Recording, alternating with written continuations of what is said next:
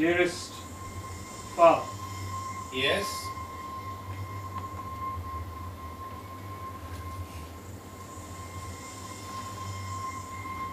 Recently, you asked me why I maintain that I'm afraid of you.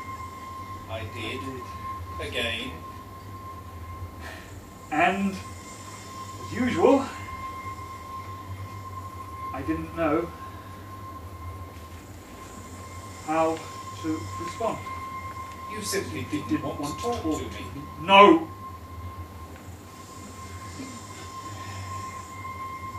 It was due to my fear. And because my fear rests on so many levels, I couldn't have even discussed half of it. And now?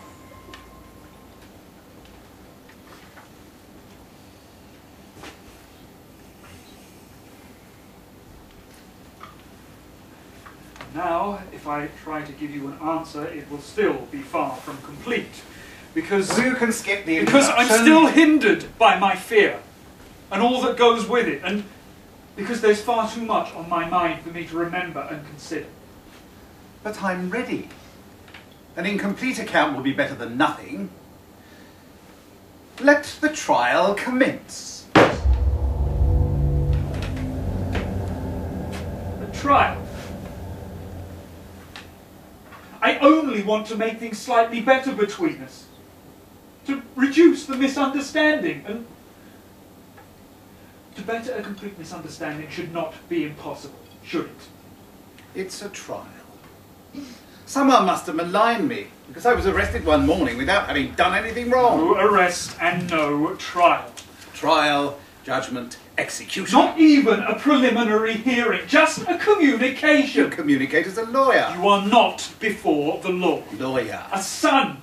Lawyer and son. Horror. And so I resume. Lawyer and son. Horror. And so I resume. Lawyer and son. Horror!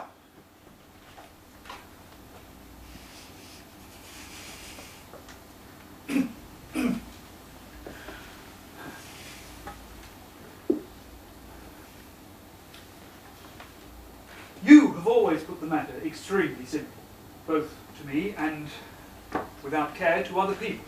I have been frank with everyone. It appears thus to you. Thus? If you're saying thus, things must be pretty bad.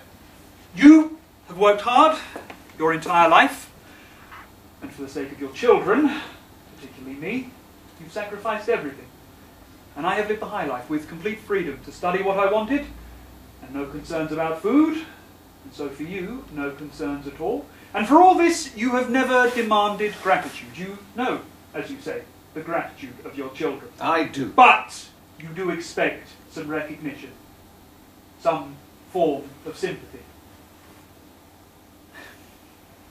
Instead of which, I have always crawled away from you. To my room, to books, to mad friends, extreme ideas. And I have no family sense, and I have no interest in your business or other concerns. I saddled you with the factory, and then I deserted you. And I supported my sister, Otla, in her stubbornness. And while for you, I wouldn't even get you the price of a theatre ticket, for strangers, I've done everything. And if you were to sum up your own judgments, what would it come to? I've never accused you of being evil or indecent.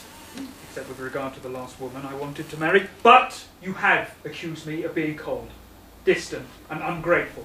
And more than this, you claim that it is all my fault. That I am guilty, because I could have made everything different. And by the same token, you are innocent. And up to a point, I do agree, but I am innocent as well.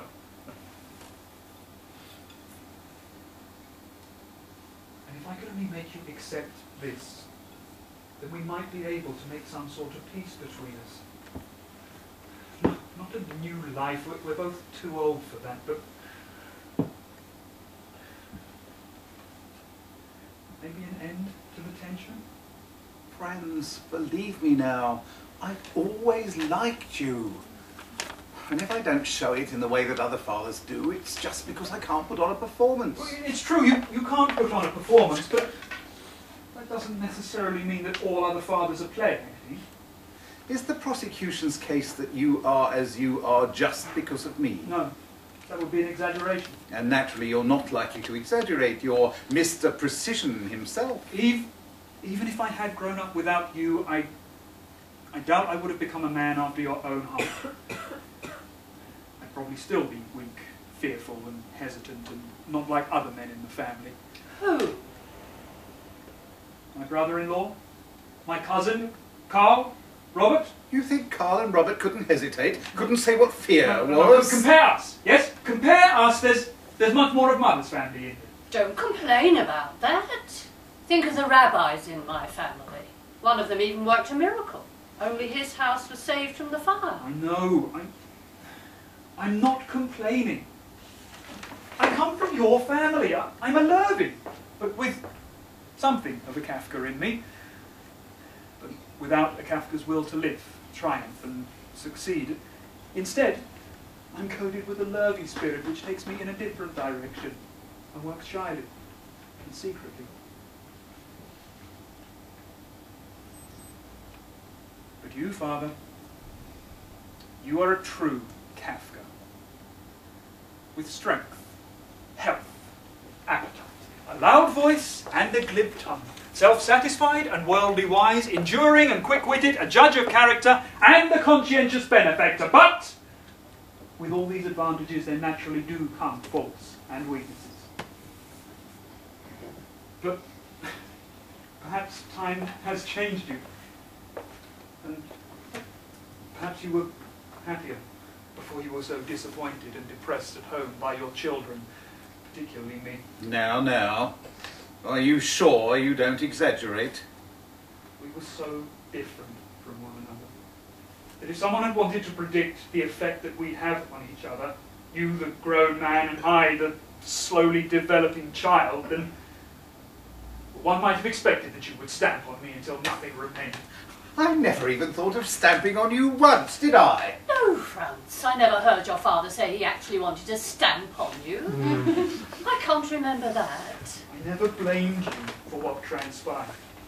You shaped me as you had to shape me, and I gave way under the pressure. But you have to stop looking at this as something particularly evil on my part. I have never called you evil, and your mother is my witness. No, you've never used that word. No.